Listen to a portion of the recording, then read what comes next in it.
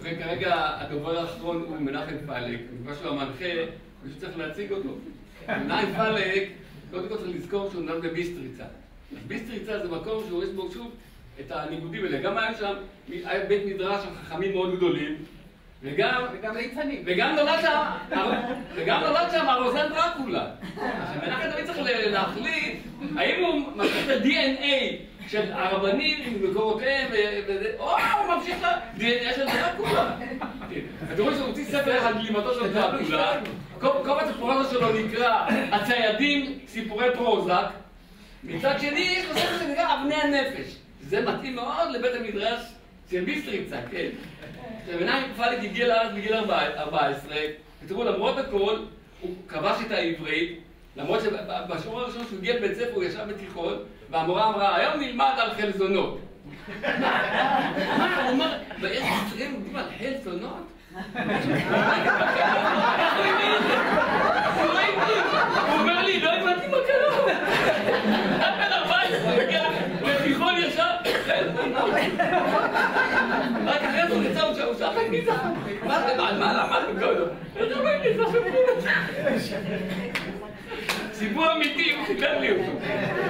אמיתי לגמרי. אמיתי לגמרי. עכשיו, מנחם, אני הייתי 3 שנים יו"ר אגודת הסופרים, מתוכם 2 קדנציות, הוא היה הסגן שלי. אחרי זה כשאצ"ל נבחר ליושב ראש לאחרונה, מנחם היה קודם כל סגן ממלא מקום של יו"ר גנזים. בקדנציה הזאת, כרגע הוא הסגן של הרצל, הוא פעיל מאוד באגודת הסופרים בהרבה יוזמות. הרבה יוזמות שהוא הפיק, והפעם גם מגיע לו לדבר ולא רק לנו פה.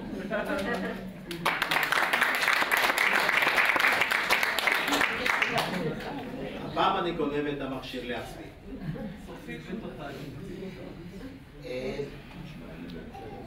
אני ליוויתי את חווה בהפקת הספר הזה. היה ברור לי בספרים אני חושב שהספרים הטובים יותר יש בהם איזשהו דבר שמאחד את הכל. זה לא שיר ועוד שיר ועוד שיר וללא שום קשר. או שיש איזשהו חוט מוביל, או שיש משהו שהוא מאחד, או שהספר עצמו יוצר איזושהי קונספציה. ואני שאלתי את עצמי מה מאחד כאן, מה קורה כאן. בתחילה אני אספר מעט מאוד מהסודות. חווה הכינה מקבץ של 100 ומשהו שירים. ואחר כך צילמנו ציורים שלה, 11 ציורים אני חושב. אתה צילמת? אני צילמתי אותם. בתיק אחד. ואחר כך התחלנו בהפקה. בהמשך אני אספר לאן הגענו מהדבר הזה. אבל אני רוצה להתחיל בקריאת שיר של חווה, שהיא לא יודעת שהיא כתבה אותו.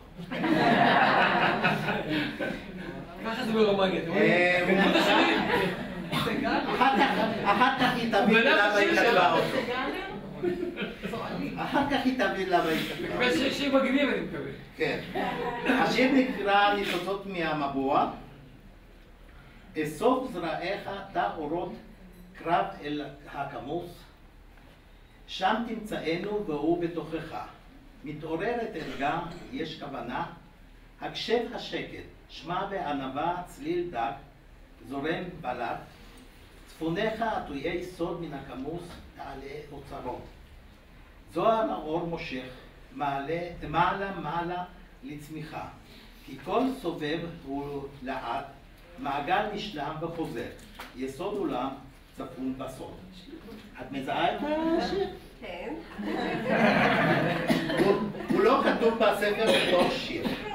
מה שאני עשיתי כאן, כל הכותרות כנראה. לקחתי את הכותרות של כל אחד מהפרקים. זה מנהל. הספר בסופו של דבר, הספר בסופו של דבר אמרתי, היו למעלה מ100 שירים. בתחילת כל פרק יש ציור, יש לי כאן את הציורים המוגדלים, ויש כותרת לכל פרק, 8 פרקים. בכל פרק 8 שירים. 8 שירים. עכשיו, זה נשאר 64 שירים בסך הכל מתוך 100 ומשהו. עכשיו, אני לא אשאל את חווה אם היא התכוונה שזה יהיה דווקא השיר הזה או השיר הזה, אם היא חשבה על כל שיר. כי אני מאמין שחלק מהמעשה הזה של היוצרים נעשה מתוך איזושהי אינטואיציה, והאינטואיציה היא נכונה. אני הלכתי, לא אלאה אתכם כרגע, אבל אני מציע שכל אחד ייקח את ראשי הפרקים ואת הציורים וינסה לראות את ההתאמה. זה מאוד מתאים, הכותרות לציורים, אבל מעבר לכך הם יוצרים סיפור בפני עצמו. וזה, כשבדקתי את כל הדבר הזה, זה מה שתפס אותי, הדרך הזאת, הקוהרנטיות, האינטואיציה הנכונה לחבר. עכשיו, זה לא רק שיש 8 ו8, אלא הציורים מתפתחים והם יוצרים, אני מציע לכם לבדוק את זה, אני לא רוצה להאריך יותר מדי, אבל הם יוצרים תנועה. זה עוד דבר מאוד מעניין שם. הם יוצרים קודם כל תנועה מלמטה למעלה. אחר כך יוצרים תנועה בין האדם לרוח, לרוחניות. תנועה בין האישויות לנוף ולמבנה. עכשיו, כשאתה רואה את זה קודם בציור, ואחר כך אתה קורא את השירים, פתאום זה מתחבר. זה יוצר איזשהו מבנה שלם יותר. וזה יוצר עוד דבר אחד, זה תנועה בספירלה. בזמנו, באחד הניתוחים אמר דן טרגיס, שבעצם שירה בכלל מתפתחת במשך הדורות, מדור לדור, במין צורה של ספירלה. כל אחד מוסיף עוד משהו, אבל כלפי מעלה. הוא לא חוזר על אותו דבר. אז זה דבר אחד. על 8 דיברנו, והעניין של 8 מעניין גם מעבר למה היא בחרה. אני רוצה לקרוא לכם קטע שמצאתי בתוך אחד מהספרים שעוסקים בנומרולוגיה. מה הוא אומר על 8? המספר 8 הינו מספר סגור בצורתו, והוא מעיד על 2 תופעות של החומר.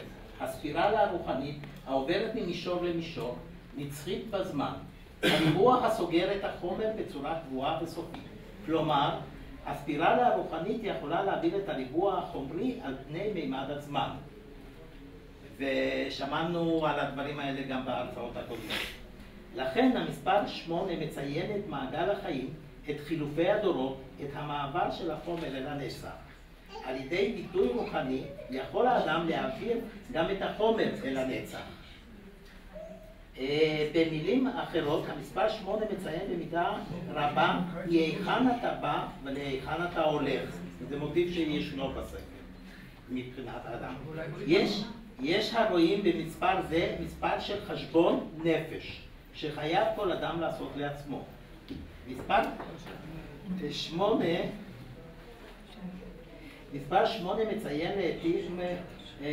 מצוין לעתים על ידי הנחש השזור על ההמות.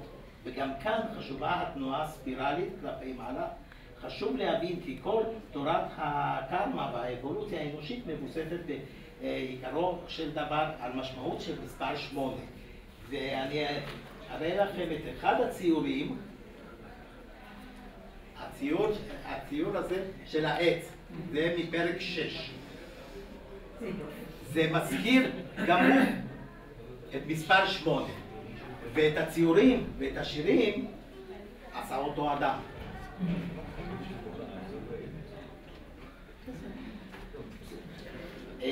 הדבר האחרון שאני רוצה להזכיר זה החתימה שלדעתי, החתימה בציורים שמשלימה את כל זה. שמיה. שין מם מי שקורא ולא שומע אותה, ש"מ-י"ה. או שמה, או שמה. או שתי. בארמית שמה זה השם שלו. בארמית שמה עם ה' בסוף זה השם שלו. השם שלו, אבל יש גם תפילה. שמע באלף. כן. עכשיו, אני רואה בכל הדברים האלה איזושהי סגירה, איזושהי שלמות שמשלימה בין התוכן שעליו שמענו בהרצאות הקודמות לבין הצורה, לבין הדרך שבה משלימים זה את זה. וכשלוקחים את כל הדברים האלה בחשבון, אז כמובן מגלים יצירה הרבה יותר שלמה, וכדאי אז לחזור להתחלה ולקרוא. תודה רבה.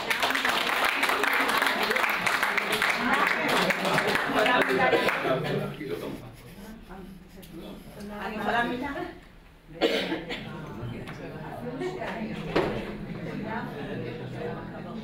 היה מהם.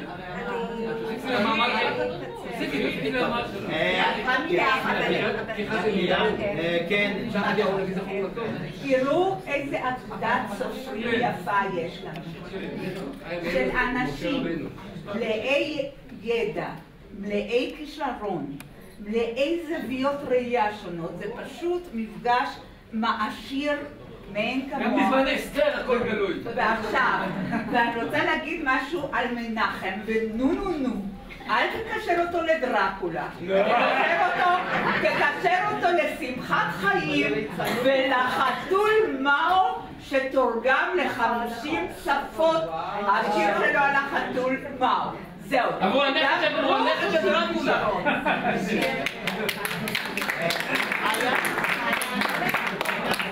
חיה לבני? בואי נשמע עוד הכל בסיום. מנחם, אתה יודע